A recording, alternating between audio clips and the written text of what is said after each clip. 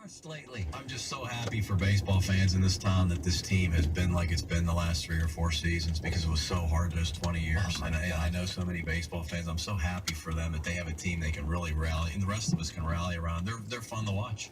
How about the fact that the city right now has 3 teams that could legitimately win a championship, one of whom is 2 wins away from doing just that? Yeah, how about that? Isn't that special? It is. Yeah. I'm from Buffalo, as we know.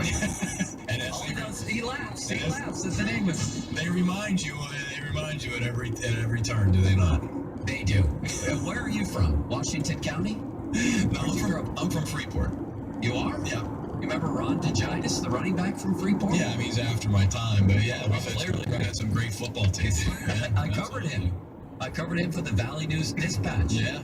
He's a hell of a running back. Yeah. I didn't know that. You were in the Allen Kiski. Eric Ravati, who played at Ravati, that's Penn right. State, and for the Steelers, came from Freeport, and there've been some others. So yeah, a great program there. So lucky. Yeah. To grow up in this town. So lucky for anybody living. I tried to drive this point home yesterday. This is how many cities would die for this? To have 3 sports teams like this, just have one in a final. I'll name one, the St. Louis Blues, who have great hockey fans in St. Louis. The only originals, the only original expansion team of the 6 that didn't eventually win a Stanley Cup. How about Cleveland? Yeah. They'll be shooting for a title starting tonight. Yeah. You know it's not going to happen. It's going to end in torturously heartbreaking fashion, right? Probably. Remember the Cleveland Barons? Absolutely. I saw the last game the Cleveland Barons ever played, Joe, in the National Hockey League. It was in Cleveland at the Richfield Coliseum against the Penguins. Tom Cassidy scored for the Pens. Oh, my God, off the top of his head. Walked up to the window and got one of the best seats in the house for $8. How could they play hockey in that place? You couldn't even see. There's like a yellow light going through the whole place. It was bad. The Cleveland Barons. Richfield Coliseum. That's what's at stake. Brought to you by Ruth's Chris, 6 PPG Place in downtown Pittsburgh. An awesome place for a meal. How about the Kansas City Scouts? You remember them? Oh, yeah. The Penguins. That's one of the clubs. I think the Penguins, they didn't play them a ton because the Scouts weren't around very much, 2 seasons. But memory serves, Penguins never lost a game against them. Who are the 3 most important people in Penguins history? If you're awarding 3 stars right now in descending order, like it was after a game. Mario Lemieux is number 1, and you've got Sid, and you've got Yager. I mean, I'll also throw in Edward DeBartolo. Let me throw in one more guy, who you could argue could be the number 1 star. That's EJ. Because without him, what he did, there's no Mario, right? Right. Do you think that came more from EJ or DeBartolo? The whole way they finished the 83-84 season? Yes. I think that came mostly because the team they had was really, really bad. But clearly they manipulated.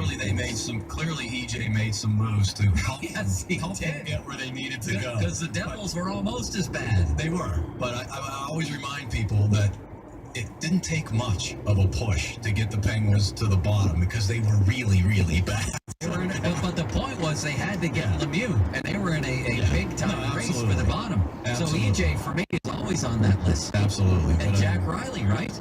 Is somewhere on there. Yeah, absolutely. The first GM. But Mario and Sid, 1 and 2, yes? Yeah. Yeah, I mean, they've taken this whole generation and given them thrills that Mario kept the team here, and they've popularized the game so much. Look how many kids are playing. Look how many NHL players are from Pittsburgh. It's amazing. It really is compared to what it was. Grover, thank you for coming in. This was a treat for me and everybody else, too. For me, too. I really appreciate this opportunity, Joe. It's been a blast. No problem, man. We have a treat for you at the end here. Your parting gift is you get to listen to the Pirates lineup as only Craigers can do it. This is good stuff. This is their lineup tonight.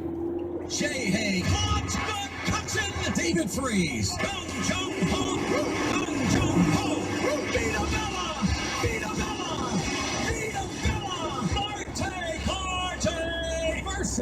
Mercer, me. And it's time again to rejoice with Joyce on the Casio. Now, the 2020 Sports Updates, powered by Bowser Buick GMC Trucks.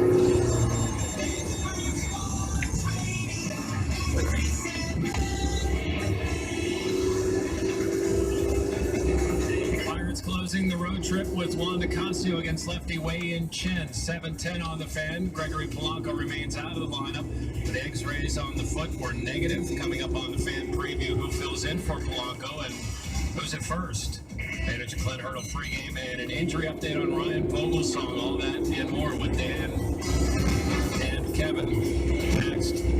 Cubs now 8 up on the Pirates after a 7-2 win over the Dodgers. Game 3 of the Stanley Cup Final Saturday night in San Jose. It's travel day today and then practice tomorrow. Head coach Mike Sullivan saying of Captain Sidney Crosby. For me right now, I think he's inspiring for our group. And I know our players recognize the effort that he's putting in.